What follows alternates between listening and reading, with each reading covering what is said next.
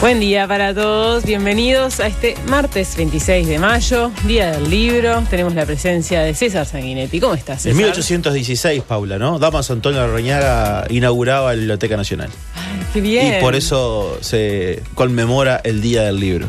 Bueno, no lo sé por cultura general. ¿Y por qué lo sabes? Porque el otro día estaba haciendo unos deberes con Luca y justamente había un textito que decía que el 26 de mayo de 1816 se inauguraba la Biblioteca Nacional a instancias de Damaso Antonio Larrañaga y apadrinado por el padre de los solitarios, José Gervasio Ortigas, que luego termina siendo su santo y seña, el Sean los orientales tan ilustrados como valientes. Mirá qué bien. Todo eso leí bueno para la escuela. Todo lo que aprendiste sí. Para la escuela. Vamos a conversar sobre este tema hoy con el director de la Biblioteca Nacional, el escritor y periodista Valentín Trujillo, compañero mío en el diario El Observador. Porque por este Día del Libro y por el aniversario 204, el aniversario número 204 de la biblioteca. Él es el flamante director y vamos a conversar con él. En un ratito les voy a decir qué contenidos vamos a tener en el programa de hoy. Antes les cuento que acá en el sur hay 12 grados en este momento. Está frío, lo comentábamos hace un ratito. Fredo. La verdad que se siente la diferencia. Sí, ya se empezó a sentir. Ya se prenden las estufas. Ya se prenden las estufas. Las de los baños, por ejemplo. Yo hoy inauguré la estufa del baño, puedo decirlo tranquilamente. Qué belleza. Eso es para mí el comienzo del invierno.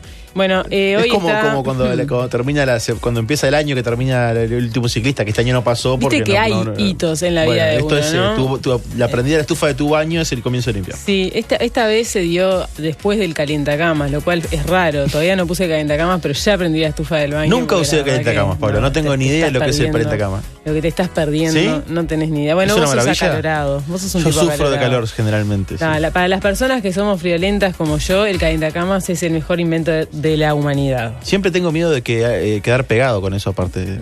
Eso es un mito, ¿no? Es una estupidez mental absoluta. Sí, ¿conoces a alguien que se haya quedado pegado? No, nunca. Pero yo soy ¿Y conoces a alguien que conozca a alguien? No, tampoco. Pero yo soy tan podrido que pasarías tú a conocer a alguien. Bueno, les digo, entonces, hay 12 grados en este momento, la humedad es de 72%, 12 kilómetros de visibilidad. La máxima prevista para hoy es de 14 grados. Va a asomar algo el sol, no va a estar como ayer, que llovió incluso, va a estar algo nuboso y claro y algo nuboso hacia la tarde-noche. Para mañana sí, ya va a estar más lindo y hay una leve suba de temperatura para mañana, se esperan 19 grados y el jueves sigue subiendo, por suerte. Todo pasa. Las noticias en bandeja. El presidente Luis Lacalle Pou siguió ayer su recorrido por el departamento de Rivera, donde a última hora se confirmaron 17 nuevos casos. Anunció Lacalle una batería de medidas para contener el contagio en el departamento, entre las que se encuentra la suspensión de clases y mayores controles fronterizos y comerciales.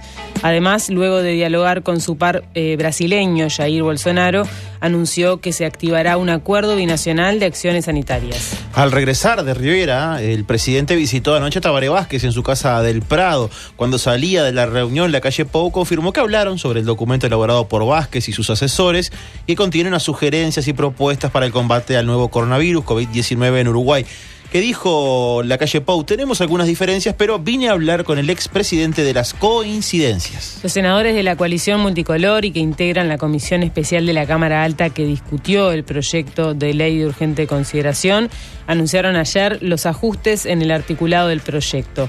La vicepresidenta Beatriz Argimón dijo que se retiraron del proyecto 35 artículos aproximadamente, cuidando en todo el texto la técnica administrativa y la constitucionalidad de todos los artículos, dijo. La justicia ratificó la decisión de reabrir el caso de Roberto Comensoro a pesar del recurso presentado por la defensa de José Nino Gavazo. Uno de los principales argumentos que llevó a esta decisión es la convicción de que Comensoro fue asesinado en el batallón de artillería 1 en Montevideo y no en Paso de los Toros como se estableció en su momento. La Fiscalía de Lesa Humanidad espera ahora el fallo del Tribunal de Apelaciones y prepara una batería de medidas a solicitar, entre las que podrían estar la citación de Gavazo y el ex coronel Juan Carlos Gómez. Las nuevas autoridades del Ministerio de Desarrollo Social, el MIDES, hallaron 4 armas cortas, cargadas y prontas para disparar en la caja fuerte que usaba el director de la División Logística e Infraestructura durante los 3 gobiernos del Frente Amplio, Eduardo Méndez. Esto motivó una investigación administrativa y el pasaje ayer de los antecedentes a la Fiscalía por tratarse de hechos con apariencia delictiva. Y América Latina supera los 760.000 casos de coronavirus. En Perú ya son 123.979.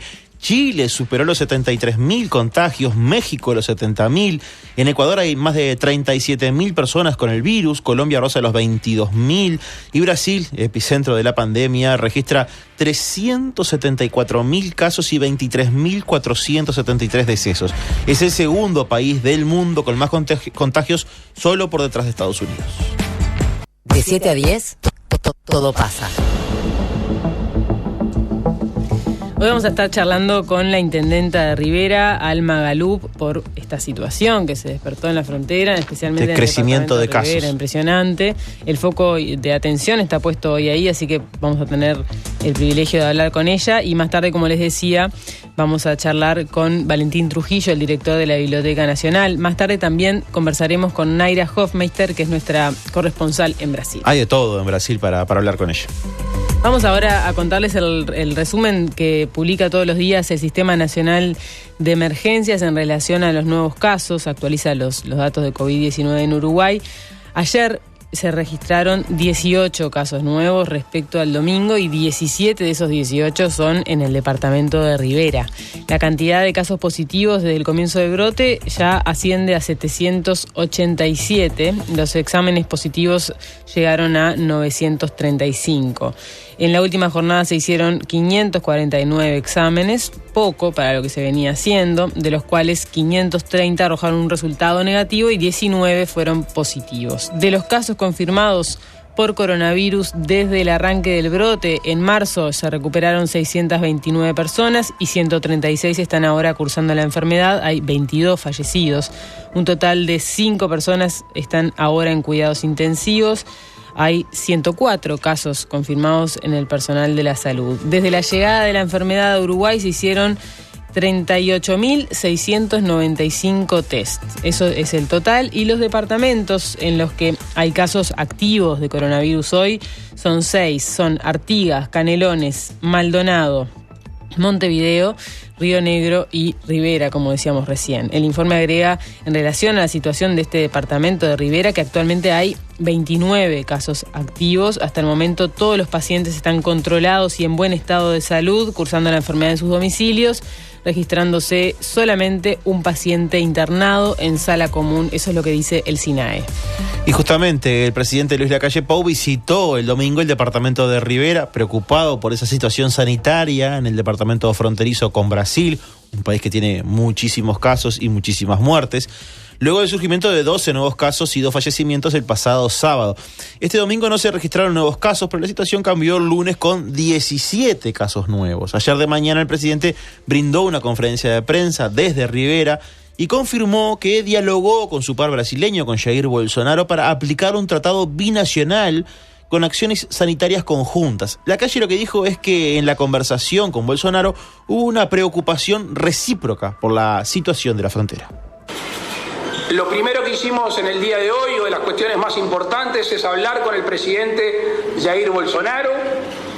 Tuvimos una conversación para poner en práctica un tratado existente de monitoreo, de acción binacional sanitaria.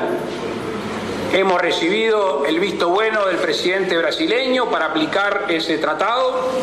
Hemos estado, o mejor dicho, el canciller Ernesto Talvi ha estado en contacto con el canciller brasileño y en los próximos minutos, en las próximas horas, vamos a llevarlo a la práctica. Es un reclamo necesario de esta zona, porque sabemos que en esta vida binacional importa tanto la conducta de cada uno de cualquiera de los dos lados del mojón. Este acuerdo, llamado Acuerdo sobre Permiso de Residencia, Estudio y Trabajo, fue firmado en 2008 por el expresidente Tabaré Vázquez y el exmandatario brasileño Luis Ignacio Lula da Silva para la prestación de servicios de salud a nacionales fronterizos uruguayos y brasileños. El artículo 9 de ese acuerdo habla de una comisión binacional asesora de salud en la frontera entre ambos países. La comisión binacional asesora de salud en la frontera Uruguay-Brasil, será el órgano encargado de supervisar entonces la implementación del presente ajuste, detalla el acuerdo. La calle Pou dijo ayer que las gestiones para poner en práctica ese tratado habían sido llevadas adelante por el ministro de Relaciones Exteriores, por Ernesto Talvi, y el canciller brasileño Ernesto Araújo. Talvi se refirió hoy a ese hecho a través de su cuenta de Twitter, en la que puso: activaremos acuerdo existente para coordinar acciones de control sanitarios con Brasil.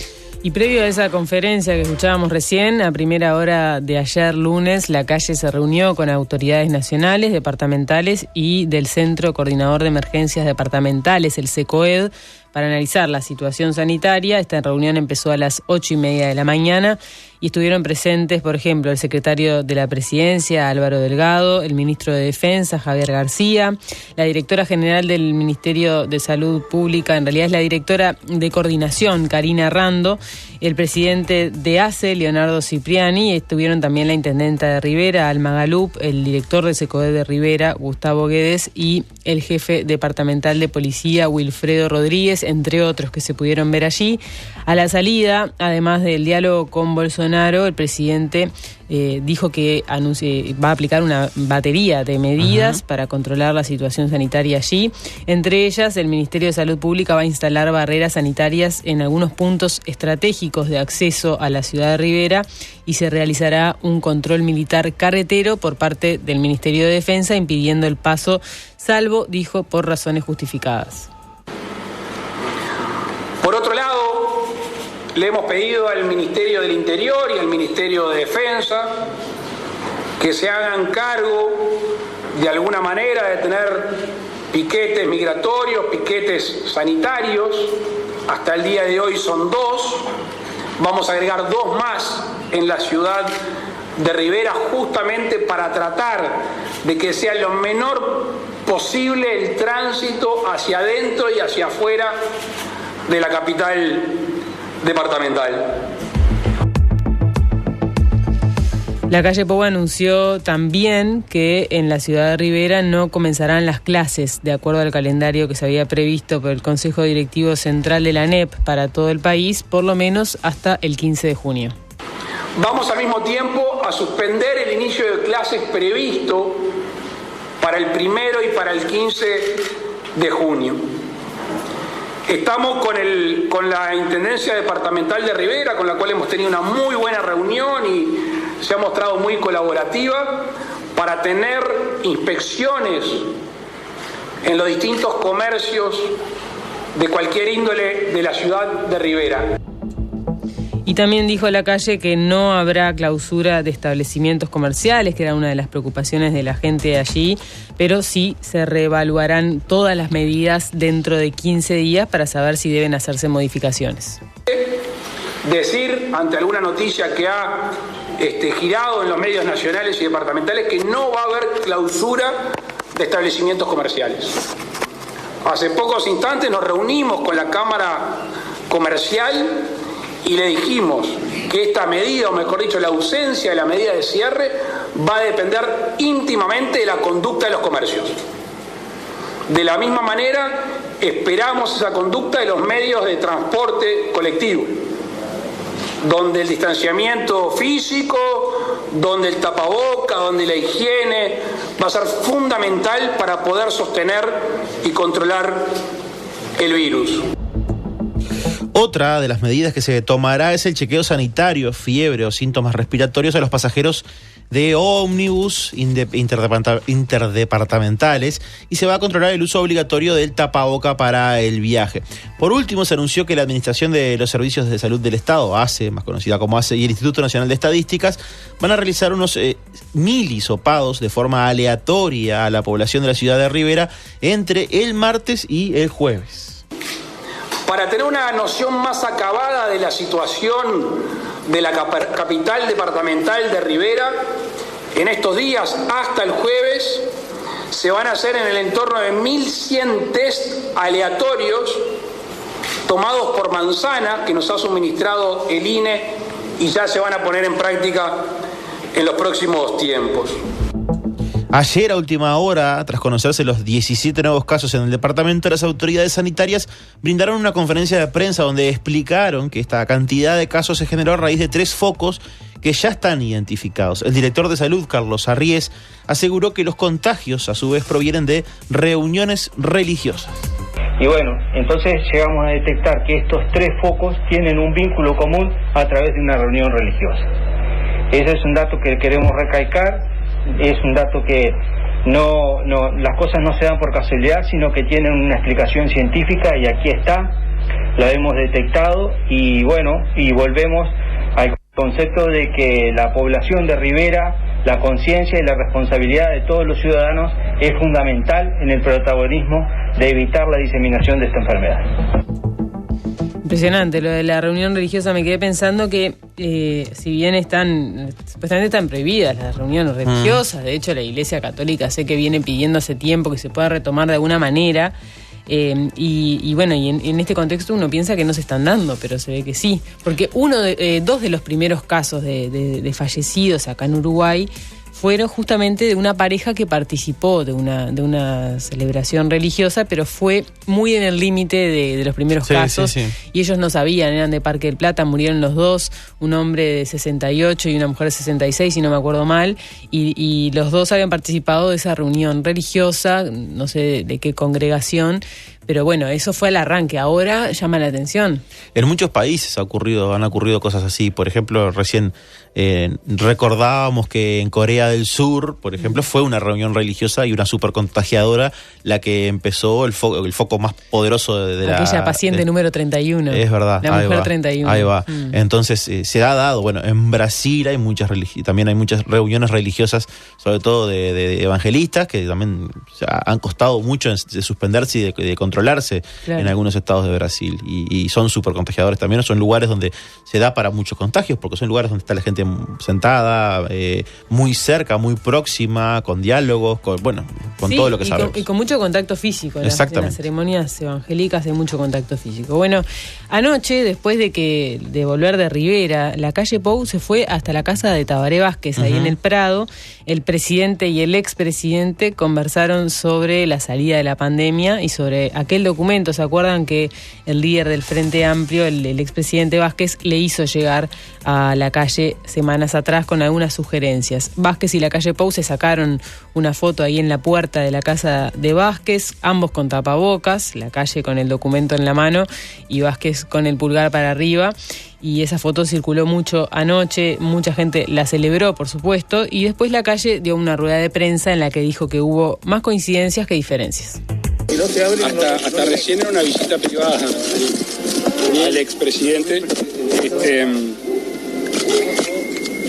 Vine a conversar sobre el plan estratégico que nos hizo llegar, que trabajó con un conjunto de hombres y mujeres técnicos, y me pareció oportuno discutir un plan que tiene temas que estamos de acuerdo sobre la salida de epidemia, preocuparme por su estado, por su salud, y bueno, esto salimos entre todos, así que me pareció oportuno venir a conversar con el expresidente. ¿Las sugerencias, presidente, que recibió? Hay cosas que son de sentido común, hay cosas que seguramente estamos de acuerdo. Además, en la conversación que tuvimos hay más coincidencias que diferencias en grandes rasgos. Después puede haber diferencias en la aplicación, pero ustedes recordarán que yo estuve los últimos 5 años, todos los 2 de marzo, haciéndole propuestas al presidente Vázquez para el bien del país. Y una vez que es a la inversa y se nos hace propuesta, me pareció bueno, lo tengo subrayado, lo leímos con nuestro equipo y como nuestra vocación es de unir y no de dividir, buscar las coincidencias, vinimos a conversar de eso. Siempre se la tira, la calle, la del 2 de marzo, es como que tiene la sangre en el ojo, no se olvida de la indiferencia que le aplicaba Vázquez en aquellas épocas, ahora es todo muy distinto. Sí. Es todo muy distinto, la relación entre ellos, ayer lo decía, la calle ha ido de menos a más y ahora la intención del presidente es buscar esas coincidencias de las que hablaba. Vázquez tuvo gestos después también, ya con la calle electo, ¿no? Exacto. Sí, y ya en la campaña pasada ya fue otra cosa. Pero durante el gobierno en sí de Vázquez y durante la campaña de 2014, ni que hablar, fue tremenda. El vínculo entre ellos, muy malo. Anticipó que habrá más diálogo seguramente con el expresidente y este plan elaborado por Vázquez, ya lo hablamos hace algunas semanas, pero fue realizado junto con un grupo de expertos frente amplistas, muchos de ellos ex jerarcas, tiene 90 páginas y contiene varios escenarios a futuro, una serie de sugerencias de medidas a adoptar y entre ellas está el subsidio equivalente al salario mínimo para más de 300.000 familias y la postergación del recorte del gasto estatal que había anunciado Lacalle en campaña. Ayer el presidente dijo que esta idea de la renta básica, que no es solo una propuesta de Vázquez, sino que se planteó desde varios dirigentes del Frente Amplio y desde el PIT-CNT, esa idea está descartada. Pero sobre otras ideas que están planteadas en el documento, él dijo que hay varias cosas que el gobierno ya está haciendo y que lo demás está bajo consideración. Y después aprovechó para plantear la oportunidad que esta crisis, según él, representa para Uruguay. ¿Por dónde va el documento? ¿Más por temas económicos que sanitarios? ¿Por dónde son los planteos? Por todo. Es una visión integral. Pero eso capaz que se lo tienen que preguntar al presidente Vázquez, a ver cuál es el punto que estima más importante. Pero es una visión de cómo se sale, que en algunas cosas estamos de acuerdo. ¿Tenemos diferencias? Sí, tenemos diferencias. Pero hay puntos entonces que pueden ser aplicables, se me dice usted. Cosas que el gobierno está haciendo. Hay algo que yo recién le destacaba al presidente Vázquez, que me parece una muy buena cosa, que es que si Uruguay logra salir bien, ustedes saben lo que está pasando en el norte del país, la preocupación por los focos, esto está lejos de terminarse. Si Uruguay sale bien, en comparación con otros países del mundo, tenemos la oportunidad de convertirnos en un país que salió de la epidemia, que tiene una preocupación por la salud especial, distinta, que tiene un sistema de salud, que tiene un equipo de políticos y de técnicos trabajando. Me parece que el mundo va a buscar lugares sanos, lugares amigables con el medio ambiente y que no se haya afectado fuertemente la economía aún en una epidemia. El mundo va a buscar lugares sanos, ¿no? Cuando termine todo esto, quizás sea nuestra oportunidad. Eso es lo que plantea el presidente, una visión interesante. ¿Estará pensando en temas turismo, por ejemplo? Por ejemplo, ¿no? Y de inversiones en general, ¿no? De inversiones donde, lo que él quiere es resguardar la economía dentro de lo posible, eso lo ha dicho siempre, equilibrio entre economía y salud, que sea una economía dentro de todo lo más sana posible, como para cuando se salga de esto, el mundo mira a Uruguay, ¿no? Claro, y pensando también, supongo, que tenemos dos vecinos que no están tan bien parados. Claro, que están bastante mal, de hecho. Sí. Uno de ellos muy mal. Y el otro, a pesar de haber tomado medidas drásticas, no pudo tomar el control de la situación. Tampoco es el mejor de los casos. No, llegó tarde seguramente Alberto Fernández. Y Chile, que aumentan los casos, también. La región, estamos siendo en este momento un caso extraño para la región. Un oasis, totalmente. Después Lacalle habló un poquito de esta situación de Rivera, dijo varias de las cosas que escuchábamos más temprano, retomó palabras del bioquímico Rafael Radi, integrante del comité de asesores honorarios expertos que está asesorando al gobierno, y respecto a esto de que la virulencia de lo que está circulando allí en Rivera es preocupante, y en ese sentido agregó, respecto a lo que escuchábamos más temprano, que lo que se pretende es encapsular el contagio con las medidas tomadas. Esa fue la palabra que usó, encapsular. Y después más tarde también le preguntaron sobre la postura de lo que hablábamos del presidente brasileño Jair Bolsonaro respecto a la pandemia, que ha sido muy criticado, es muy criticado hoy en día en el mundo, y él lo que dijo fue: no me corresponde opinar. Eso fue lo que contestó Lacalle. Por otra parte, le conviene. Sí, muy cuidadoso con eso. Justamente ayer tuvo diálogo con el presidente brasileño. ¿Qué más? Confirmó un caso de coronavirus en la Fuerza Aérea, le preguntaron específicamente por eso. Y en relación a otro tema que no tiene que ver con el coronavirus, que es el cese del ingeniero Guillermo Iglesias de la presidencia de Antel, estuvo nada más que 2 meses al frente de la empresa estatal y debió renunciar, como ustedes recordarán, tras la presupuestación de 857 funcionarios en momentos de pedidos de austeridad. Bueno, el presidente dijo que no había esperado tener que tomar esa decisión. Dijo, uno nunca asume pensando que a los 2 meses y pocos días va a pedirle la renuncia a un jerarca. Y después le preguntaron si ya tenía un sustituto. Y lo que respondió fue que ahora se busca a la persona idónea para el cargo y que se conocerá en cuestión de horas. Al final se le arremaron, como no podía ser de otra manera, unos niños en pijama. Tiene un imán con los niños en la calle, siempre se le acercan pidiéndole selfies. Obviamente niños en pijama y tapabocas. Se sacaron fotos con el presidente. Bueno, vamos con otro tema. El Ministerio de Transporte y Obras Públicas emitió un comunicado ayer que el subsecretario de la cartera, Juan José Olaizola, publicó en su cuenta de Twitter, en el que expresa que es falso lo que se afirma acerca de la eliminación del subsidio del boleto estudiantil en Canelones y que, abro comillas de nuevo, constituye una falsedad con intencionalidades de otro tipo. Además, el comunicado expresó que el boleto estudiantil se abonó y se va a seguir abonando tal cual está previsto y que cada intendencia tiene un acuerdo con el ministerio en donde se determinan los montos a partir de las necesidades de cada comuna y de las empresas de transporte que hay en ellas.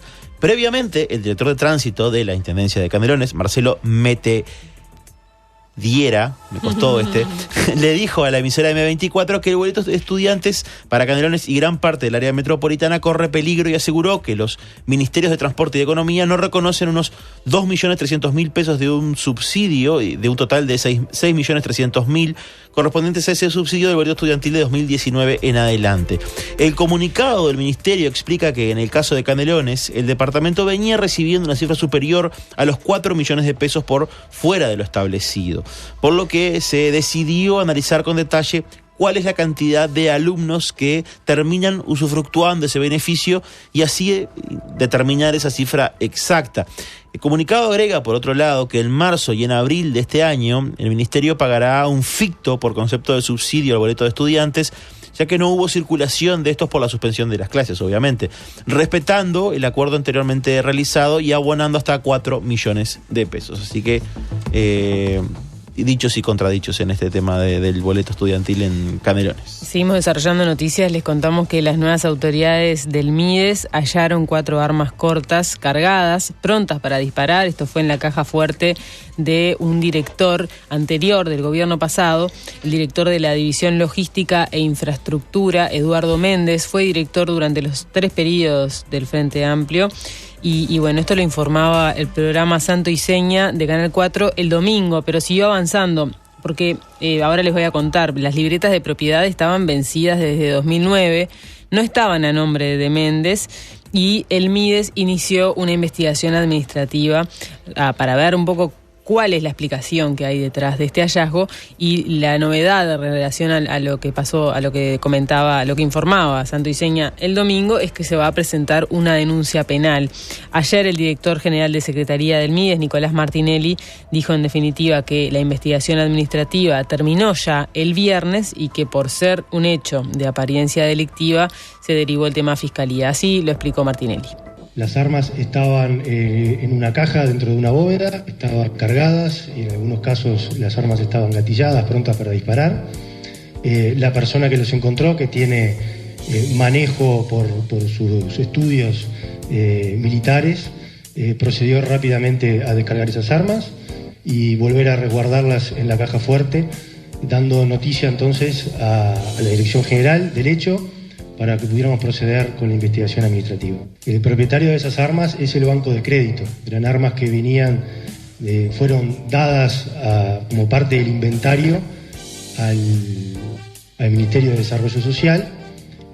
Lo que pasa que cuando esas armas fueron enviadas a armamento para ser destruidas, 4 de las armas que figuraban en el inventario no fueron enviadas. Y son esas 4 armas que se encontraron, pero que tampoco figuraban en los inventarios que se hicieron con posterioridad, ni en el inventario que fue entregado durante el periodo de la transición.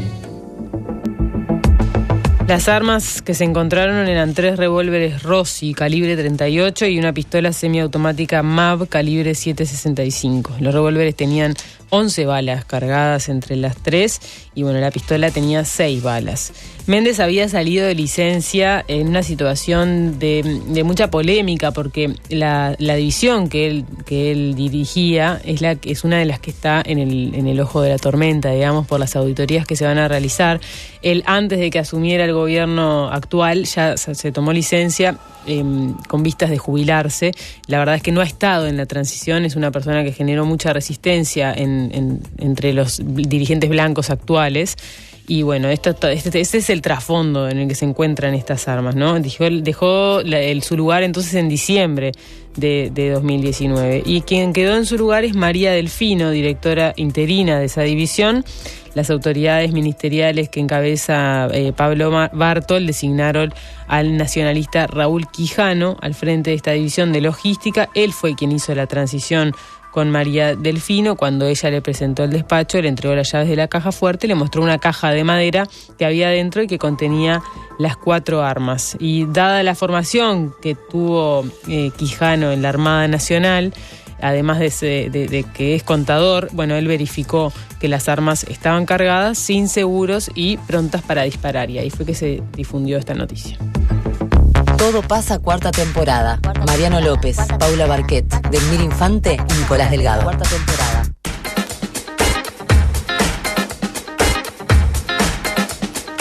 ...7:35, seguimos desarrollando las noticias. Ayer los senadores de la coalición multicolor y que están integrando esta comisión especial de la Cámara Alta para analizar el proyecto de ley de urgente consideración anunciaron los ajustes que hicieron al articulado del proyecto. Mucho de esto conversamos ayer con el senador Jorge Gandini. Los partidos que integran la coalición entonces llegaron a un acuerdo después de varias discusiones y polémicas en relación a algunos capítulos en particular, y ayer anunciaron este acuerdo en conferencia de prensa. Beatriz Argimón, la presidenta de la Asamblea General y vicepresidenta de la República, dijo que se retiraron del proyecto 35 artículos, que es algo que le preguntábamos ayer a Gandini y no nos lo sabía decir con exactitud, porque él decía que habían agregado varios, también habían sacado otros y que el saldo finalmente no sabía en qué había quedado. Ayer Argimón dijo esto, que se sacaron 35 artículos, que se cuidó en todo el texto la técnica administrativa y la constitucionalidad, que es algo que se ha también polemizado mucho, de todos los artículos. ¿Cuáles de estos artículos son los que se sacaron? Esto seguramente se dará a conocer hoy. Gustavo Penades, presidente de la comisión especial, esta comisión especial que analizó la LUC, agregó que todo elemento que se entendió que por distintos factores o porque tenía carácter presupuestal o porque es algo que no se puede en la ley de urgente, en las leyes de urgente consideración, o porque se requerían mayorías que la Constitución establece que no pueden ser analizadas en una ley de este tipo, todos esos artículos son los que fueron retirados del proyecto para ser analizados. El Gobierno Nacional de Coalición ha logrado el acuerdo para que sea sancionada la ley de urgente consideración tal cual tenía previsto el Poder Ejecutivo al remitir el mensaje hace tiempo atrás. Si hay un elemento que ha distinguido en este periodo esta discusión, es que aquí no hubieron mayorías congeladas ni manos de yeso como se conocían antiguamente, sino por el contrario se ha escuchado y se ha tomado muchísimo de las sugerencias que vinieron desde diferentes organismos y organizaciones, tanto de la sociedad civil como de diferentes áreas del Estado. Yo no recuerdo en mi bastante larga vida parlamentaria que en una ley se hayan solicitado tantas audiencias y tantas organizaciones hayan sido recibidas. Por supuesto que quizás el tiempo no era el ideal, pero se escuchó a todo el mundo, al que venía a apoyar, al que venía a criticar y al que venía a proponer, porque ese es un estilo de gobierno que desde el Poder Ejecutivo y desde la mayoría en el Poder Legislativo pretendemos llevar adelante. Escuchar sabiendo que no somos poseedores de toda la verdad. La votación va a empezar mañana miércoles, primero en comisión, y a partir también de mañana, a partir del miércoles próximo, se empieza a votar en el plenario. Para el sábado 6, a más tardar, el proyecto va a ser remitido a la Cámara de Diputados. Esto es lo que anunciaba Penades, que agregó también que hay un gobierno que tiene mayoría parlamentaria y que esa mayoría parlamentaria se va a reflejar, según él, en la votación de la ley. La justicia ratificó la decisión de reabrir el caso de Roberto Comensoro, el militante de Tupamaro, desaparecido y asesinado en marzo de 1973. Esto lo informó ayer la periodista de Televisión Nacional, Georgina Mayo, y confirmó Montevideo Portal después con fuentes de la Fiscalía. La jueza de Paso de los Toros tomó esta decisión luego de que hace unos meses la defensa de José Nino Gavazo, señalado como responsable de la muerte y desaparición de Comensoro, presentara un recurso de inconstitucionalidad contra la creación de la Fiscalía de Lesa Humanidad. Según supo Montevideo Portal, la jueza se apoyó en los argumentos de la Fiscalía de Delitos de Lesa Humanidad para ratificar su decisión de que el caso se reabriera. Uno de los principales argumentos que llevó a esta decisión es la convicción de que Comensoro fue asesinado en el Batallón de Artillería 1 en Montevideo y no en Paso de los Toros como se estableció en su momento. Sí. Ahí va. El caso Comensoro volvió al tapete público el año pasado cuando se conocieron las actas de un tribunal de honor militar en que el propio Gavazo confesaba haber arrojado el cuerpo del militante en las aguas del Río Negro, desligando en realidad de responsabilidades a uno de los imputados por su asesinato, que es el ex coronel Juan Carlos Gómez. Gómez había sido procesado con prisión en agosto de 2010 junto a Gavazo, pero su procesamiento fue cuestionado desde varias fuentes. Mira, en agosto de 2012 el periodista Pablo Méndez publicó en Montevideo Portal una carta del entonces ministro de Defensa, ahora fallecido, Eleuterio Fernández Huidobro, en la que expresaba su convencimiento de que Gómez no había participado del homicidio de Comensoro. El principal elemento era que Comensoro había muerto en Montevideo, no en Paso de los Toros, donde fue hallado su cuerpo. Fernández Huidobro y muchos otros actores de la investigación advirtieron sobre un falso o equivocado testimonio por parte de un ex miembro del MLN Tupamaros. En la carta, Fernández Huidobro señalaba la existencia de una infinidad de relatos escritos y orales de prisioneros y oficiales del grupo de artillería número 1 que confirmarían la muerte de Comensoro allí. Tengo la convicción personal, por motivo de información que me llegó durante la prisión y luego de mi liberación, que Roberto Comensoro fue asesinado en el grupo de artillería número 1 en 1973. Así comenzaba la carta escrita por el ex ministro, con fecha del 19 de julio de pasado. Roberto Comensoro pertenecía a la columna 70 del MLN Tupamaros, fue detenido en su casa de Malvin el 12 de marzo de 1973 y fue trasladado del cuartel de artillería número 1 en el Cerro, conocido como el cuartel de La Paloma. Sus captores inventaron una fuga y libraron una orden de captura nacional e internacional. Su cuerpo apareció en la zona de Rincón del Bonete, en Tacuarembó, el 18 de marzo de ese mismo año, cubierto con una malla de alambres y piedras que no lograron hacer el peso suficiente como para hundir el cuerpo. Todos los testimonios apuntaban a que Comensoro fue asesinado en torturas en ese cuartel en La Paloma y que su cuerpo fue trasladado a Paso de los Toros y tirado al lago del Rincón del Bonete. Pero en noviembre de 2009 apareció el testigo Mario Blanco, ex miembro del MLN, quien dijo haber estado preso junto a Comensoro en Paso de los Toros y haber sido testigo de su tortura involucrando a Juan Carlos Gómez, que era oficial del Estado Mayor de la región que incluía a Paso de los Toros. Bueno, un testimonio falso. Ah, va. Bueno, ese es el que incluso Huidobro decía que era el testimonio falso, ¿no? Ahora la Fiscalía de Lesa Humanidad espera el fallo del Tribunal de Apelaciones y prepara una batería de medidas a solicitar, entre las que podrán estar la citación de Gavazo y también la de Gómez. Así que nuevos... Que a partir de la declaración, la confesión de Gavazo en el Tribunal de Honor Militar, quedó libre Gómez. Es un hombre que está bastante... que yo lo he intentado consultar y está negado, digamos, a hablar con los medios. Después de lo que le pasó, sus hijas hicieron mucha fuerza para que él pudiera quedar libre, convencidas de su inocencia. Bueno, vamos a cambiar de tema ahora totalmente. Les contamos que un hombre de 39 años falleció como consecuencia de las heridas y de la intoxicación que le provocó un incendio de su casa en el departamento de Florida. Fue su pareja de 33 años la que inició el fuego en la vivienda. Esto fue el sábado pasado. Después huyó y pasó varios días prófuga. De acuerdo con el relato de los vecinos de esta casa, bueno, la mujer prendió fuego al hombre y lo cerró en el cuarto en el que estaba. Lo encerró, prendido fuego. El fuego se propagó rápidamente, tomó prácticamente la totalidad de la casa y algunos minutos después él logró salir, corrió al río para tratar de aliviar sus quemaduras. Terrible. Es terrible. Bomberos y personal médico acudieron al lugar para sofocar el fuego y para asistirlo a él, pero que finalmente fue trasladado a Montevideo para atender sus graves quemaduras y la intoxicación que sufrió también por inhalación de humo. Finalmente ayer falleció, y la mujer, por su parte, fue finalmente detenida y va a ser formalizada por homicidio e incendio intencional. Es tremendo que se lleguen a estas situaciones de violencia en general, ¿no? O sea, ¿por qué pasó esta mujer para llegar a esto? También hay que pensar, o sea, todo el conjunto de violencia es muy triste. Sí, y parte de la vida doméstica que bueno, de la que uno no simplemente puede contar esta novedad tremenda, pero no conocemos el Por eso, es tremendo es tremendo que exista esta red de violencia, digamos, esta retroalimentación de violencia. Espantoso. Bueno, vamos con otro tema, con un tema que a los uruguayos nos ha afectado mucho, o que nos ha tocado mucho, que es del Greg Mortimer, ¿no?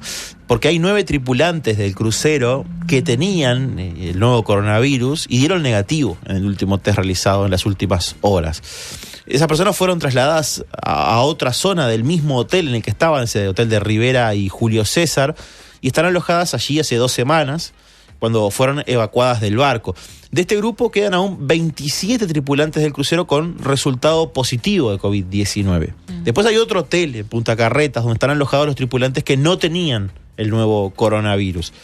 De ellos, 7 ya fueron a sus respectivos países vía San Pablo, Brasil. A su vez, el crucero partió el sábado 23 con 24 tripulantes, todos sanos, rumbo a Las Palmas, islas de Gran Canaria. Mis tíos vivían ahí. ¿Qué le importa a la gente eso? Pero bueno. Todos los pasajeros del crucero habían sido evacuados en abril y llevados a su país de origen, Australia en la mayoría de los casos, a través de un vuelo humanitario. Y, corrígeme si me equivoco, Paula, un tripulante filipino fue el que falleció, claro, ¿no? 48 años. Ahí va, que fue el primero, tras el primer control, aquel que hubo, la detección del brote dentro del crucero, fue que falleció este tripulante. Con una alta carga viral, porque estuvo muy expuesto al virus, que eso también es algo que está bajo investigación, ¿no? ¿Qué tanto determina la carga viral lo severa que es la enfermedad con uno? Es verdad. Bueno, les contamos también que la candidata a la Intendencia de Montevideo por la coalición que gobierna a nivel nacional, Laura Raffo, asistió ayer a la reunión del directorio del Partido Nacional para contar cómo fue la campaña antes del 13 de marzo, antes de que se empezó con esta emergencia nacional por coronavirus, y también cómo será la campaña a partir de ahora. Estiman que se va a reiniciar a principios de junio, o sea, en breve. Y en este encuentro también participaron los ediles departamentales y diputados por Montevideo del Partido Nacional. En una conferencia de prensa, Raffo insistió con la necesidad de hacer debates con los candidatos del Frente Amplio y anunció que va a ser formal este pedido. Por supuesto que vamos a formalizar nuestra intención de hacer esto con todos los candidatos del Frente Amplio, porque consideramos que hay 2 visiones de gobierno y de gestión en Montevideo. Una es la del gobierno de coalición y otra es la del Frente Amplio. Entonces deberían procederse a un debate entre ambas partes, porque son 2 visiones para un mismo departamento. El Frente Amplio se ha mostrado muy propenso a querer debatir y a contrastar ideas. Lo hizo durante la elección nacional, solicitó que hubiera debates, entonces yo creo que el Frente Amplio como partido va a terminar aceptando que realizar un debate es la mejor manera de intercambiar ideas. Este sábado, en una entrevista en Telenoche, el candidato Daniel Martínez por Frente Amplio dijo que no tiene previsto debatir con ella, con Laura Raffo, y aseguró que los debates se convierten en shows televisivos, en donde se puede decir cualquier cosa libremente. Él sabe de debates, ¿no? Si habrá sufrido los debates el año pasado, Daniel Martínez. El edil nacionalista Diego Rodríguez le dijo a La Diaria que la campaña de Raffo se hará respetando las recomendaciones sanitarias y que actualmente hay otras formas de comunicación que van a ayudar a difundir las ideas de la candidata. Todo pasa, el periodístico de Océano. Tiempo pasa. El tiempo pasa. Todo pasa.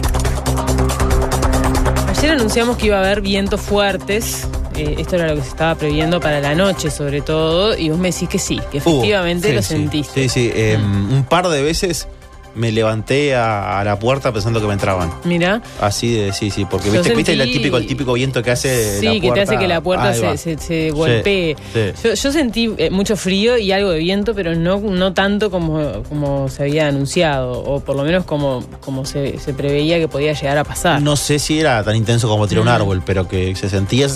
Bien.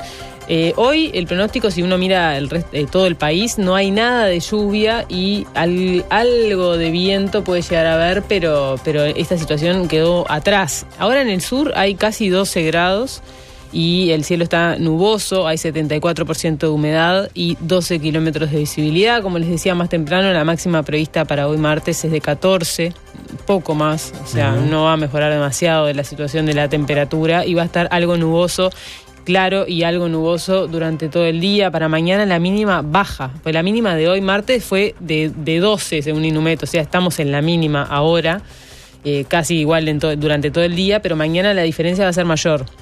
Empieza con 6 grados de mínima el día y llega a 19 de máxima. O sea, hay una diferencia más grande y además mañana va a salir el sol con contundencia, cosa que hoy no va a pasar. El jueves mejora la mínima y mejora la máxima. 9 grados de máxima y 21 grados 9 grados de mínima y 21 grados de máxima. Esto último es para el jueves y estoy hablando de acá del sur. Si nos vamos a Durazno, al centro del país, en este momento hay 8 grados con 4, el cielo está nuboso, 92% de humedad y 10 kilómetros de visibilidad. La máxima para hoy es de 15 y va a estar algo nuboso, periodos de nuboso, probables chaparrones costeros, dice Inumet para Durazno. Y mañana también mejora, pero una mínima de 4 grados en el centro del país. ¿Cuándo? ¿Mañana? Mañana, sí. Frío. Sí, el invierno en todo su esplendor, aunque estamos en otoño. Pero a medida que nos acercamos al fin de semana, ¿va a mejorar un poquito la cosa o no? Y hasta el jueves, que es lo que nos muestra Inumet ahora, sí. Va a mejorar. Va en ascenso la temperatura y va apareciendo cada vez más el sol. Esto por ahora viene sucediendo en todos lados. De los que estoy abriendo, en Artigas, por ejemplo, ahora hay 6 grados con 4 en Artigas. Y 17 grados de máxima.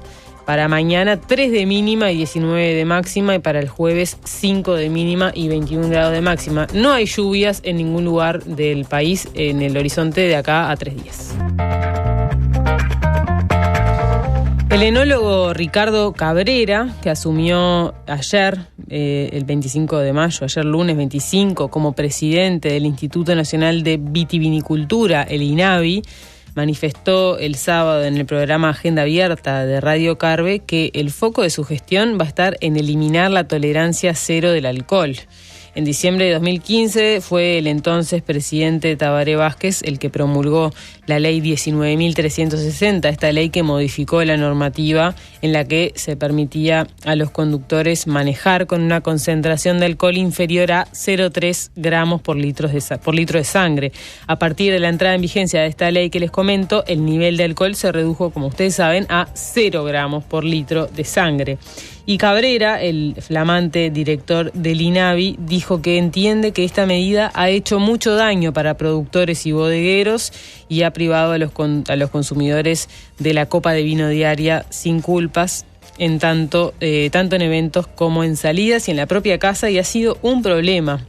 A finales de noviembre de 2018, el actual presidente, Luis Lacalle Pou, dijo, siendo candidato, que si ganaba las elecciones iba a erradicar esto de la tolerancia cero al alcohol para los conductores. Dijo así: ya les digo, porque lo hemos presentado, si a nosotros nos toca hacer gobierno, vamos a impulsar que se vuelva al 0,3 para que se pueda tomar una copita de vino. A algunos les gustará, a otros no, dijo en aquel momento, y fue bastante polémico. No sé si te acordás, César, pero generó mucha discusión esto de si el candidato entonces, o sea, Lacalle, el actual presidente, estaba siendo demasiado flexible o inconsciente, ¿no? Por ese lado le pegaron a Lacalle si era una inconsciencia de su parte. Por otro lado, los bodegueros y los dueños de los restaurantes y demás lo aplaudieron con muchas ganas, porque esto ha sido algo que han planteado ellos, que les ha golpeado y duro.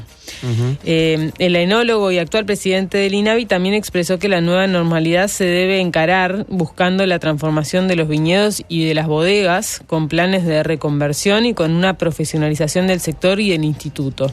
También sostuvo que no hay que solo atender el mercado exterior, sino que también el mercado interno, que es, según él, el gran sostén de todo lo que encaremos. Mira lo que te pregunto, ¿hay control de alcoholemia en la nueva normalidad esta?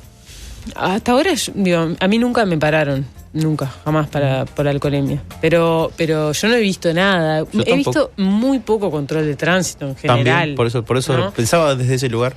También es cierto que al disminuir la circulación de vehículos y de gente en general, disminuyen los accidentes. Eso seguramente lo veremos en las cifras de accidentes. Va a ser una de las buenas noticias de la pandemia. La bajada de muertes por accidentes de tránsito. Y sí, yo pienso que eso se va a notar. Ahora, esto amerita, por supuesto, un poquito menos de control, pero yo no he visto ahora que sí está circulando más gente. O sea, ahora la Rambla está circulando gente de autos como ahora muy normalmente, que en el último tiempo no.